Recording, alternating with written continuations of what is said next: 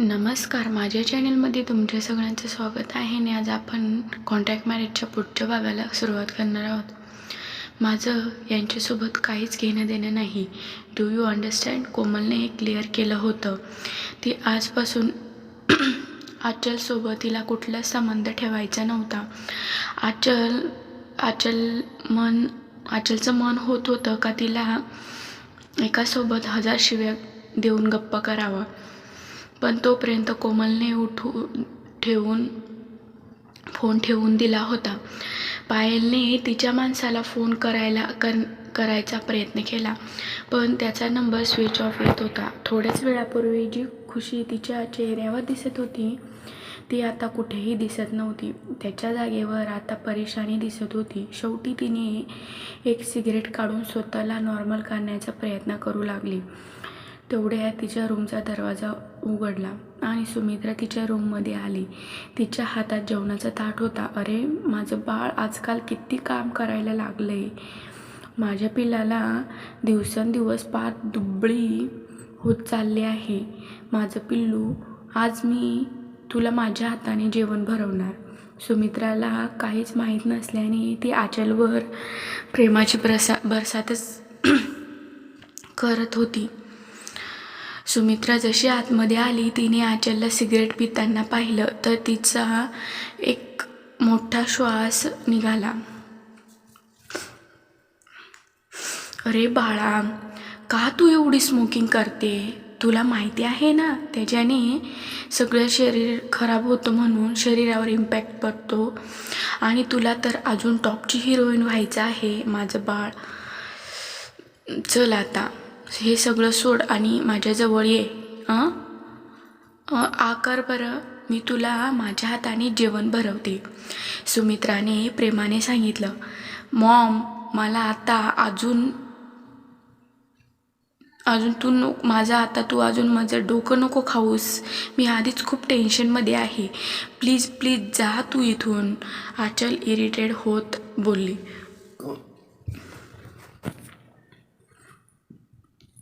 ती आता रूमच्या खिडकीत जाऊन उभी राहिली आणि बोलली. सुमित्रा ताट टेबलावर ठेवत तिच्या मागे जाऊन उभी राहिली आणि तिचे दोन्ही हात पकडत म्हणाली.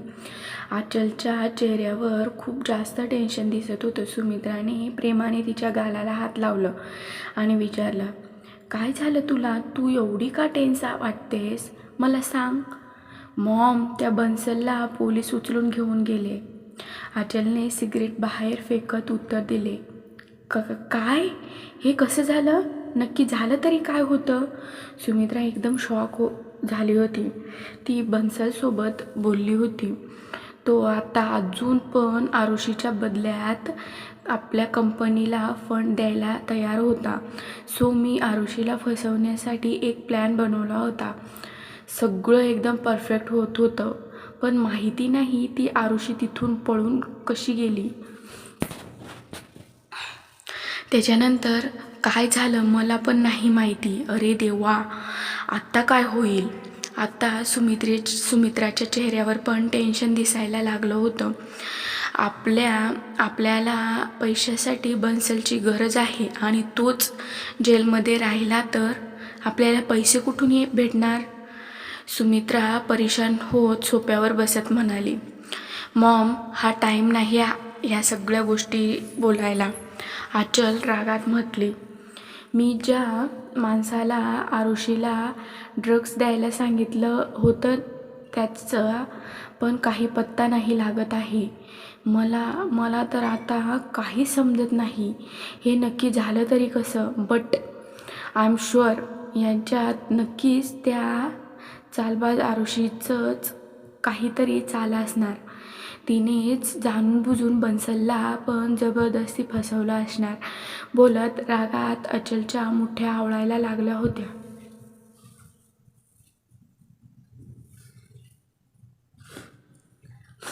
रिलॅक्स आचल, रिलॅक्स. सगळ्यांना माहिती आहे का सुंदर मुली बन्सलच्या कमजोरी आहेत. जर यांच्यात पोलिसांनी त्याला पकडलं आहे तर आपण याच्यात काहीच नाही करू शकत. मग रागात दात करडत बोलली, तर मला त्या आरुषीवर खूप जी प्रत्येक वेळा आपल्या हातातून निघून जाते, जेवढं तिच्यापासून लांब जायचा प्रयत्न करतोय तेवढंच जखमा ती आपल्याला देऊ राहिली. आचल पण टेन्शनमध्ये डोकं पकडत सुमित्राच्या जवळ जाऊन बसली. ती डोळे बंद करत विचार करू लागली, का नक्की चूक कुठे झाली. तिने तर आरुषीला खूप स्ट्रॉंग डोस दिला होता ड्रगचा, आणि कोमलने स्वतःच तिला ज्यूस पण पाजला होता. मग ती त्या रूममधून पळाली तरी कशी. आणि तिने बन्सलला पोलिसांना पकडून पण दिले. हे वेट अ सेकंड, कुठे असं तर नाही ना परत झालं.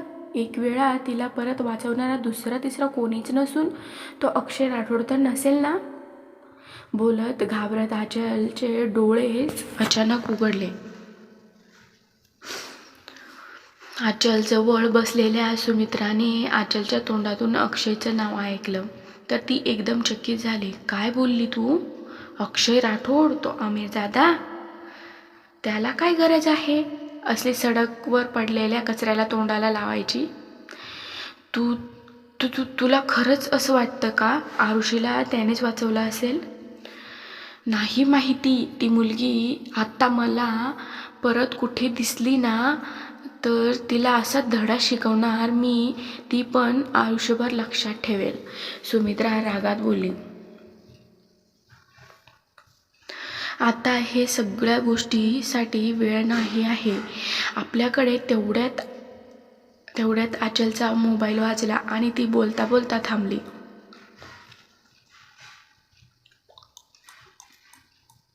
तिने मोबाईलकडे पाहिलं आणि बोलली, मनोज शाश्वत, हा का कॉल करतोय, ते पण एवढ्या रात्रीचं?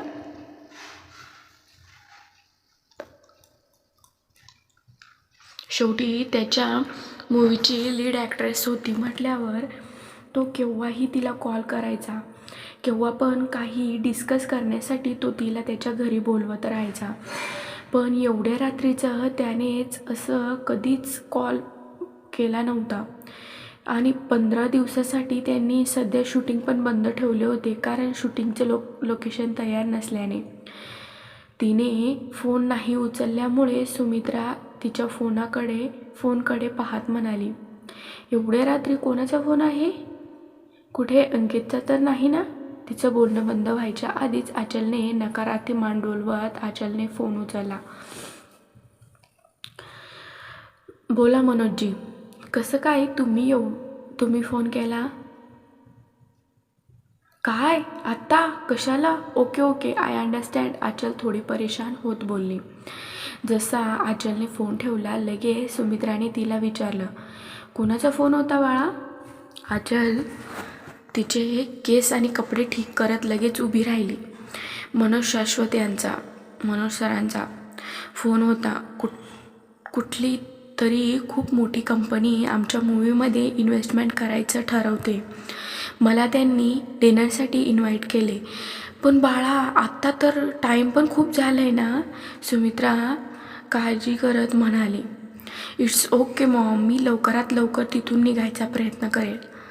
आचलने तिचा पर्स घे दरवाजा उघडत उत्तर दिले आणि जोरात तिथून निघून गेली. मनोज शाश्वत यांनी सांगितलेल्या पत्त्यावर पोहोचून आचलने पूर्ण घरावर एक नजर टाकली आणि दरवाजाकडे गेली.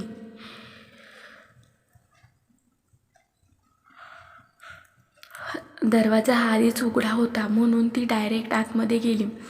हॅलो, मला यायला उशीर तर नाही ना झाला? पण आतमध्ये मनोज शाश्वत यांना एकटेच बसलेले पाहून ती चकित झाली. हे काय मनोजजी, तुम्ही तर बोलले होते का इथे हे तुमचे गेस्ट येणार होते, पण तुम्ही तर इथे एकटेच आहात. मिस्टर रायजादा कुठे आहेत? मनोज शाश्वत आरामात बसून चहा पीत होते.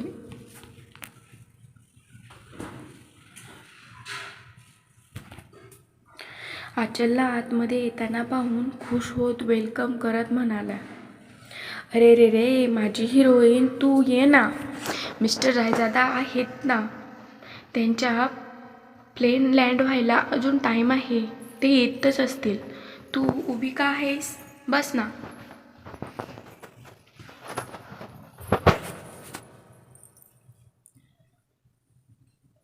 ये माझ्यासोबत चहाची मजा घे. आचलचं चहा प्यायचा जरा पण मन नव्हता. तिचं मग अजून पण आरुषी आणि बन्सलकडेच होता. मनोजची, आता रात्र पण खूप झाली. मला नाही वाटत का एवढ्या रात्रीचं मिस्टर रायजादा इथे येतील म्हणून. तुम्ही बोलत असतील तर मी उद्या येऊ का त्यांना भेटायला? तिचं बोलणं ऐकून मनोज शाश्वतच्या चेहऱ्यावरील एक्सप्रेशन चेंज झाले. त्याने थोडा आवाज चढवत म्हणाला, तुला माहिती पण आहे का तू काय बोलतेस ते? मिस्टर रायजादा यांची पहिली डिमांड ही आहे का त्यांची हिरोईन त्यांना इथेच पाहिजे आहे. समजलं ना? आणि जायचं बोलतेस? मनोज शाश्वतचं बोलणे ऐकून आचल अजून परेशान झाली होती.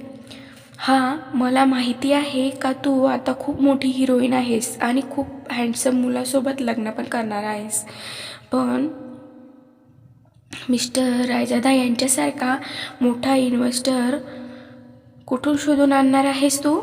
आणि त्या माणसाचे कनेक्शन खूप स्ट्रॉंग आहेत, तुला तर माहिती असेल ना. त्याला भेटण्यात जेवढा फायदा माझा आहे तेवढाच तुझा पण आहे. काही समजलं का तुला? आचलला पण माहिती होतं का शाश्वत रायजादा लहान मोठा बिझनेसमॅन नाही म्हणून. त्याच्यामुळे त्याचं नाव ऐकताच ती सगळं काही सोडून एवढ्या रात्रीचं इथं आली होती. आजकाल एवढ्या सुंदर सुंदर मुली आहेत आणि जर कधी कोणी डायरेक्टरला फसवून इम्पॉर्टंट रोल घेऊन गेली तर त्याच्यामुळे ती डायरेक्ट नाराज पण नव्हती करू शकत.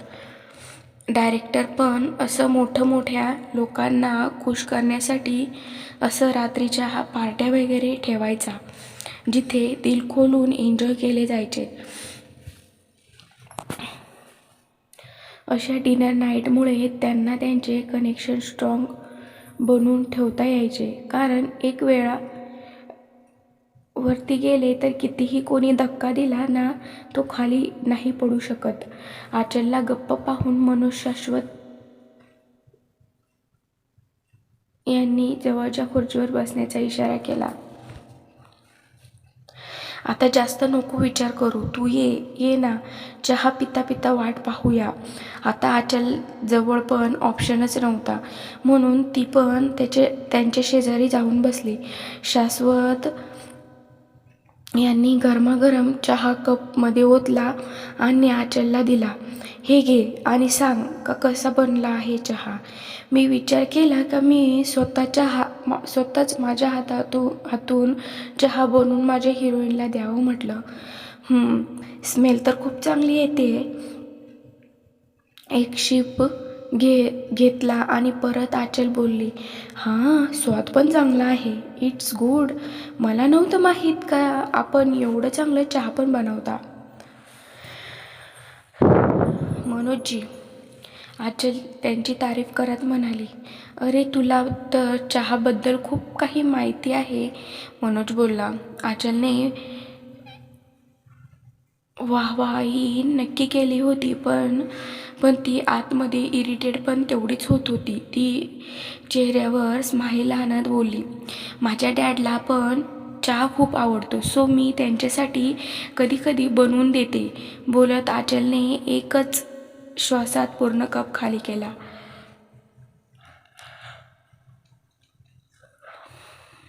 मनोजने आचलला चहा पिताना पाहिले तर त्याच्या चेहऱ्यावर एक हसू आले. त्याने आरामात चहाचा कप भरला आणि टेन्शन न घेता एक एक शेप घेऊ लागला.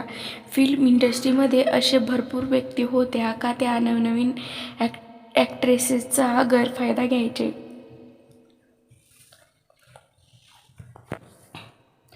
मनोज पण त्यांच्यातीलच एक होता. आचल जेव्हा स्ट्रगल करत होती तेव्हापासूनच त्याची नजर तिच्यावर होती.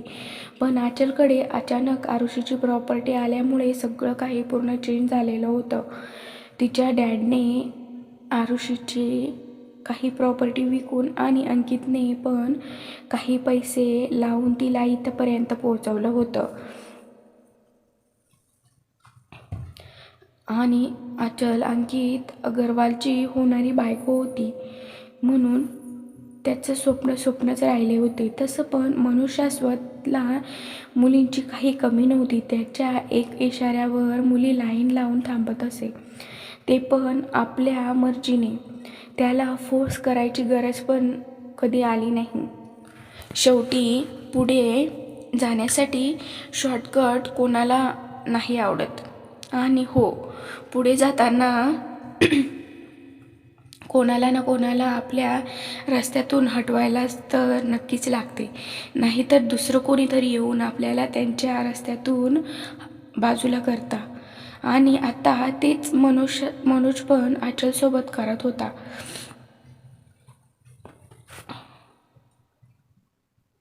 आज त्याच्या मतलबसाठी तो आचलला बळीची बकरी बनवत होता. आणि त्याला याचा काहीच फरक पण नव्हता पडत, कारण त्याच्या जागेवर अजून दुसरं कोणी राहिले असते तर त्याने पण हेच केलं असतं, हेच सगळं केलं असतं. आता त्याच्यात आणि त्याच्या ग्रँड सक्सेसच्या मध्ये आचलच फक्त उभी होती.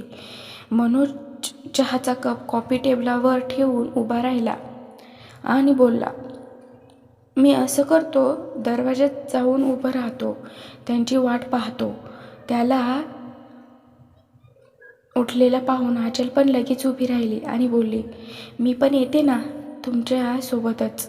मनोजजी, नाही तर त्यांना वाटेल का मी त्यांना इग्नोर केले म्हणून. अरे तू नको टेन्शन घेऊस, मी आहे ना, तू मेकअप वगैरे कर. तुला माहीत आहे ना, first impression is last impression. रायजादाने तुला पाहिले ना तर सगळी प्रॉपर्टी तुझ्यावर लोटून देतील.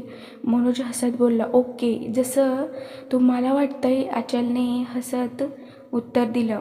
ती तसं पण कोणाच्या वाट पाहण्याच्या मूडमध्ये तर बिलकुल नव्हती.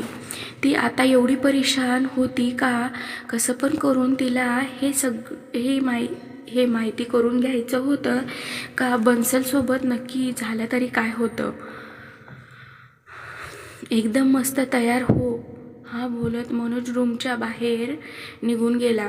त्याने बाहेर येऊन इकडे तिकडे पाहिलं आणि एक नंबर डायल केला.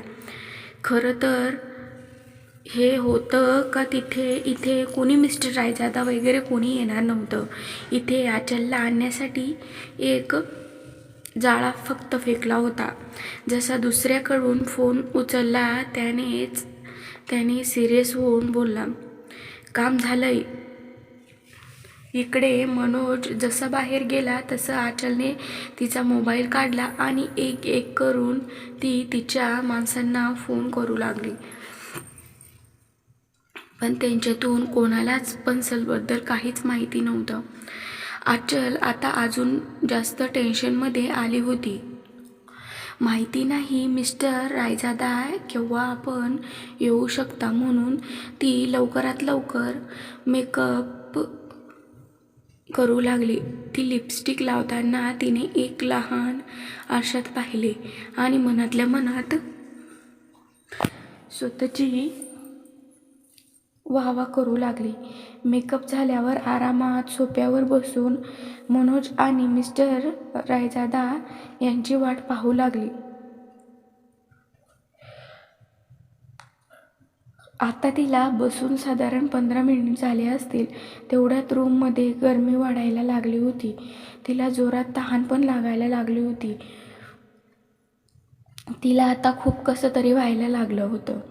जेव्हा आचलला सहन नाही झालं तर ती उठून बाथरूममध्ये गेली.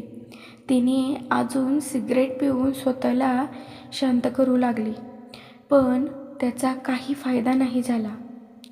जसजसा टाईम चालला होता, आचलला हा पार्ट तुम्हाला कसा वाटला कमेंट करून नक्की सांगा. माझ्या चॅनलला सबस्क्राईब नक्की करा. लाईक करा, शेअर करा, कॉमेंट करा. थँक्यू. धन्यवाद.